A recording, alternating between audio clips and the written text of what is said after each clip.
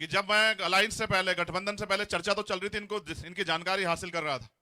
लोग कहते हैं गुस्से वाला है, लोग कहते हैं डांटता है, लेकिन मैंने देखा जो नौजवानों को शायद ना पता हो और आपको याद हो या ना हो, 1997 का वो किस्सा, जब एक कौन सा डेसी बोस हॉस्टल वाला जो मामला था, एक बच्ची के साथ अन्याय हुआ और सारे नेता बैठ के तमाशा देख रहे थे। पुलिस की हैसियत नहीं हो रही थी ताकतवर लोगों को पकड़ने की। अगर कोई था राजस्थान में जो बीच सड़क पे अपनी गाड़ी खड़ी करके जिसने कहा कि अगर न्याय नहीं मिलेगा तो हनुमान बेनीवाल जो है खड़ा है और न्याय दिला के रहेगा इस बहन को, तो वो हनुमान बेनीवाल आपके बीच में। आपको नौजवानों को नहीं पता होगा कि कितनी लड़ाई लड़ के ये शख्स यहां पहुंचा, इसलिए इसका साथ देने का बहुत मन करता है। और आपको क्या लगता है कोई मुश्किल काम है क्या? आप कांग्रेस और भाजपा का हाल जानते हैं। कांग्रेस और भाजपा डिसबैलेंस है और बैलेंस पावर आपके पास है। आपके जितने एमएलए जीतेंगे वो तय करेगा। और आजाद समाज पार्टी आरएलपी के मेंबर दो नहीं है, एक है। हमारा जो भी विधायक जीतेगा वो हनुमान बेनीवाल जी को विधायक बनाने के, मुख्यमंत्री बनाने के लिए लाइन में लगेगा। तो बैलेंस ऑफ पावर आपके पास है। और मैंने तो ये देखा झारखंड में एक विधायक, सिंगल विधायक 5 साल मुख्यमंत्री रहा। आप अपनी ताकत को पहचानो तो सही, क्यों पीछे खड़े हो सबके? और कब तक खड़े रहोगे आप लोग पीछे? एक बार अपनी ताकत को समझो तो सही। ये लोकतंत्र है, वोट से फैसले होंगे, राजा महाराजाओं से फैसले नहीं होंगे, वोट से फैसले होंगे। आज तो समय देखो, राजा महाराजा आपकी गलियों में फिरेंगे हाथ जोड़ते हुए कि हमें वोट दे दो, हमें वोट दे दो। ये राजतंत्र नहीं है।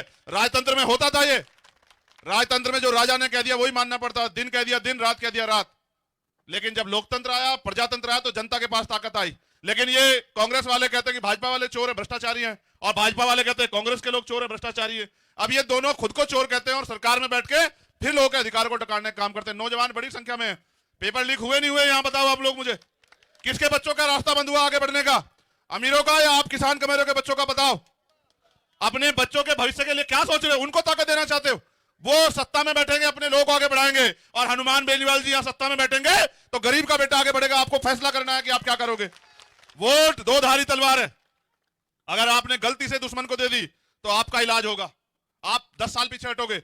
और अगर आपने समझदारी से अपने व्यक्ति को दी, भाई विजयपाल जी को दिया, तो मैं लिख के देता हूं कि आपकी तरक्की होगी। जो सरकार में बैठे हैं उनके परिवारजनों को, उनके साथियों को कहीं किसी के हाथ फैलाना पड़ता है क्या? ये तो आपके हिस्से में छोड़ा उन्होंने। कल भी वही राजा थे, आज भी वही राजा है। आपकी जिंदगी कब बदलेगी? अपने भविष्य का फैसला करो। बड़ी संख्या में माए बहनें बैठी हैं। क्या राजस्थान में महिलाएं सुरक्षित हैं? बताओ मुझे। क्या कोई बहन बेटी निकल सकती है रात को 10 बजे के बाद बाहर? ऐसे लोगों के हाथ में सत्ता देकर अपनी बच्चों के भविष्य क्यों खराब करना चाहते हो आप लोग? मैंने आपको एक किस्सा क्यों बताया 97 का, आप लोग जाकर स्टडी करना। आपको मिलेगा यूट्यूब पे कि 1997 में पूरे राजस्थान में अगर कोई सुरक्षित हाथ थे जो बहन बेटियों के सम्मान के लिए लड़ रहे थे तो वो हनुमान जी बेनीवाल के थे। जो आदमी तब 25 साल पहले बहन बेटियों के सम्मान के लिए लड़ रहा था बिना कुछ हुए, अगर सोचो उस आदमी के हाथ में प्रदेश की बागडोर आई तो बताओ बहन बेटी आगे बढ़ेंगी नहीं बढ़ेंगी? आप अपने मन से पूछ के बताओ। और रोकने के लिए कितने जोर लगाए जा रहे हैं? पूरा धन, पूरे साधन, सब कुछ। भाजपा कांग्रेस को नहीं रोक रही और कांग्रेस भाजपा को नहीं।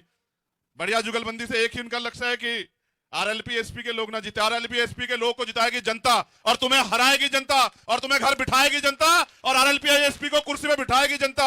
और जब बैठेगा किसान का बेटा जयपुर में जाके तो किसी किसान को एमएसपी की गारंटी या अपनी फसल के दाम के लिए रोना नहीं पड़ेगा, जेल नहीं जाना पड़ेगा, किसी को पानी की समस्या के लिए परेशान नहीं होना पड़ेगा। और जाति के आधार पर जो अन्याय हो रहा है राजस्थान में सामंतवाद के कारण, कि कोई घोड़ी पे बैठे तो पीटते हैं, कोई मूछे रख ले तो पीटते हैं, कोई अगर अच्छे कपड़े पहन ले तो सताते हैं। और मैंने इनसे सिर्फ एक ही बात कही, मैं अपने लोगों को भी कह रहा हूं, हमारे संगठन के समान लोग खड़े हैं, ये मौका है इकट्ठे होकर अपनी ताकत बना लो, वरना ये ताकतवर लोग गरीबों को कुचल के आगे निकल जाएंगे। कल आपकी जमीनें छीन के आपको बेघर करके सड़क पे खड़ा करेंगे ये लोग। आपको तय करना है कि राजस्थान में आप क्या चाहते हो। और राजस्थान तो देख तो लो, जिस दिन से अलायंस हुआ राजस्थान में परिवर्तन नहीं है क्या?